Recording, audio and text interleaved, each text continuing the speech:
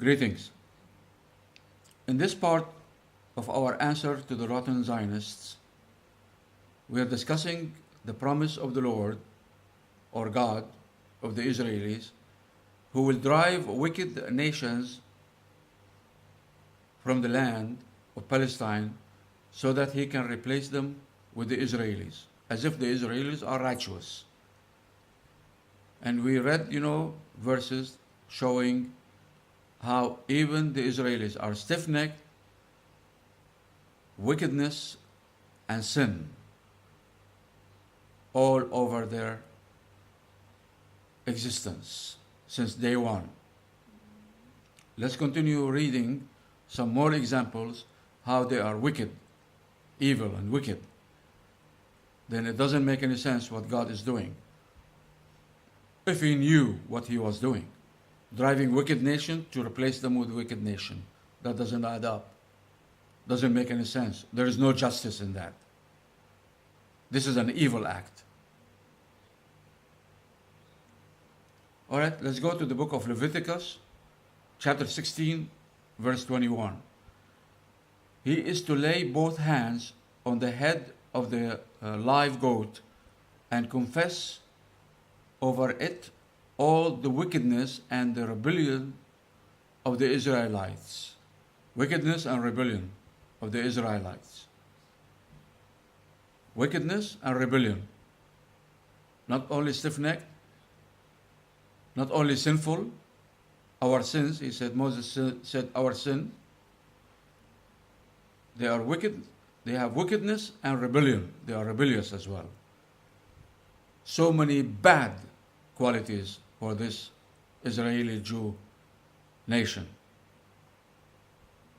So why drive, wicked people out to replace them with this kind of wickedness? Stiff-necked, sinful, rebellious. What's wrong with this God? Must be retarded or something. His actions do not make any sense. If he is no different than any human being doing this, then why he is God and why he deserves worship? What quality qualifies to place him in high stand? None.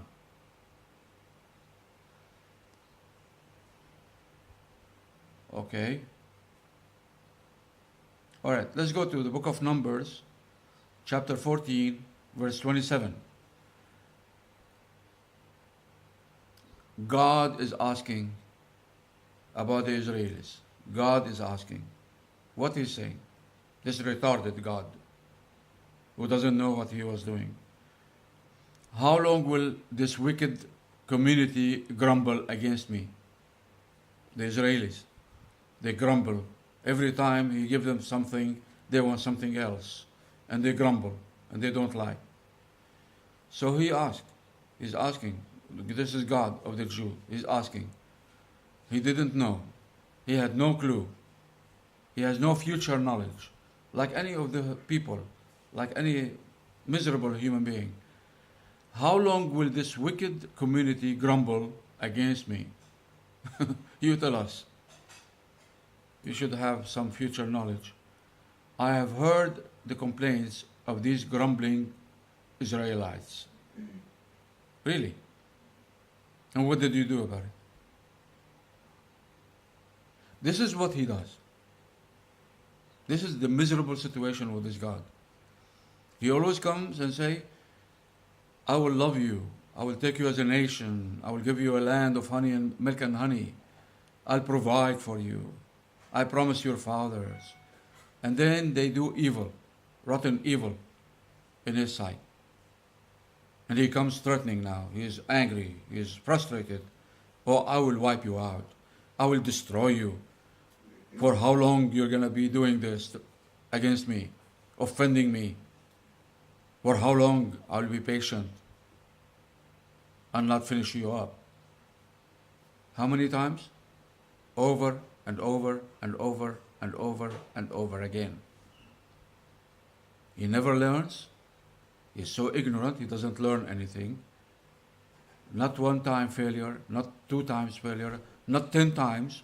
Not 100 times, failure after failure after failure, disobedience, offending him all the way, all the time, through their lives.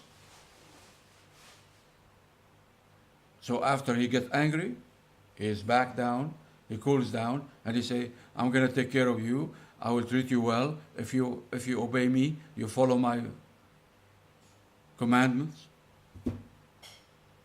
What kind of a God is that? This is a God that Jews invented and Christians adopted. This is what happens when we invent a God and we make such miserable teaching, accusing this God of speaking out or sending down.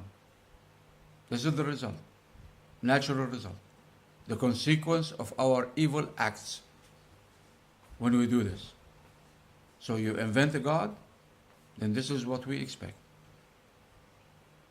Human, evil, rotten behavior, all the way. That doesn't make any sense. Doesn't qualify this to be a God of any kind. Not even the Greek myth or the Hindu myth of gods matches this. This is worse than any other. All right, so how long will this wicked community grumble against them? You tell us. Very well. The book of Numbers, chapter 14, verse 35.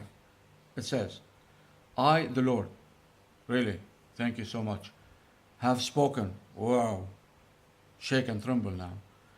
And I will surely do these things to this whole wicked community. He's speaking about, God is speaking about the Israelis, Israeli Jews. God is speaking against the Israeli Jews. It says, I, the Lord, have spoken. Okay.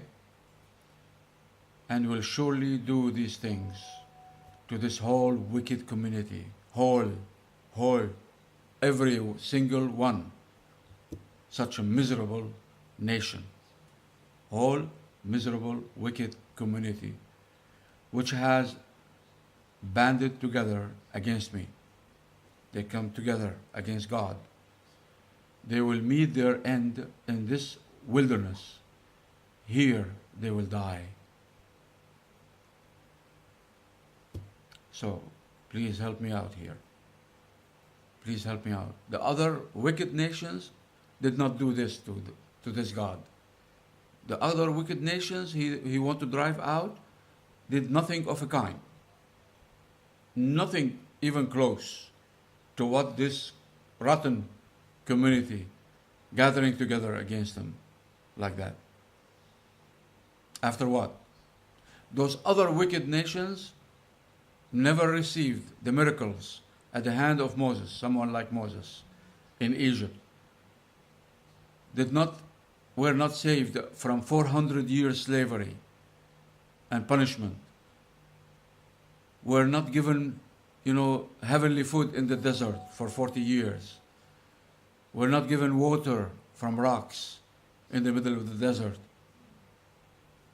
None of the pleasures this rotten nation enjoyed and the blessings those wicked nations he want to throw out for those ever encountered, ever had from this God. Because he's not their God. He's the God of the Israeli Jews. So why care about those others? Why he created them? If he is the God of the Jews, why he created the others? Millions of others, apart from the Israeli Jews. But he is the God of the Israeli Jews. What kind of nonsense is that? Why create others if you are not their God? All right, let's go to another example in the book of Numbers, chapter 16, verse 26. He warned the assembly. The assembly means the Israelis, all the Israelis. Move back from the tents. Move back. Stand aside. He pushed them away from the tents of these wicked men. Now there is a part of this wicked nation, wicked men, who done something to anger this God. Do not touch anything belonging to them, or you will be swept away because of all their sins. They keep sinning against him. They gather together to offend him. He grumbles. He just shoots, threats in the air all the time, over and over and over, and he never learns. He never learns. Such a miserable state. Yet he is God.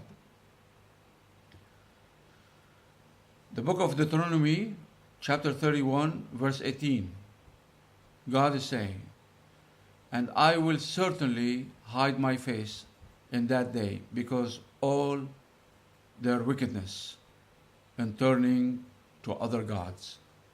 Wow. Whoa. Hold on. Take a deep breath now. Okay, he is the God of Israel.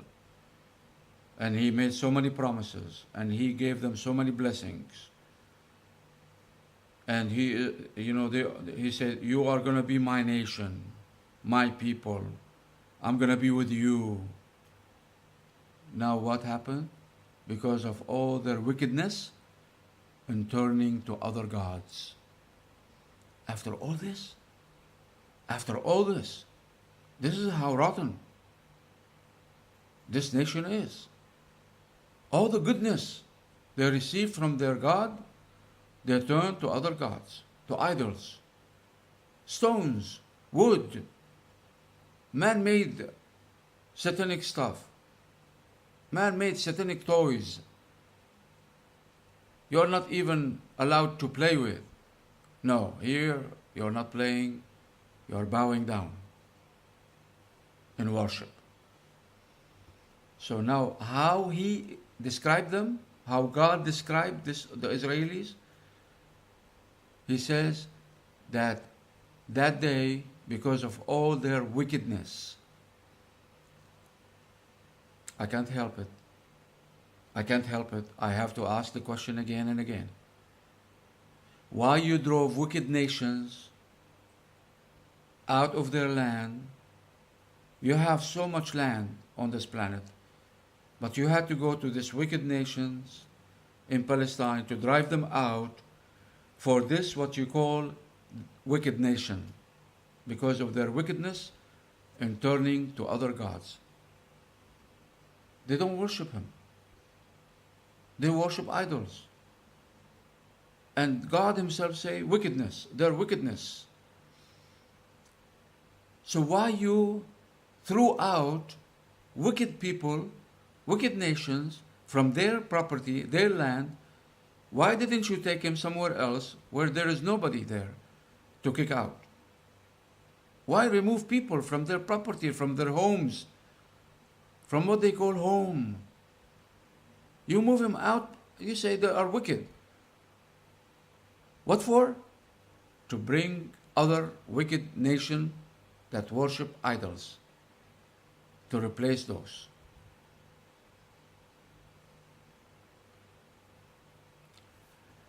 This is not God. Or he doesn't deserve to be. He doesn't qualify. This is not an action of a God.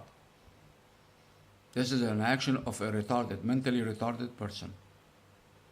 Less than any human being. Just to be fair and just. Very well. No problem. We'll continue next time. Take care.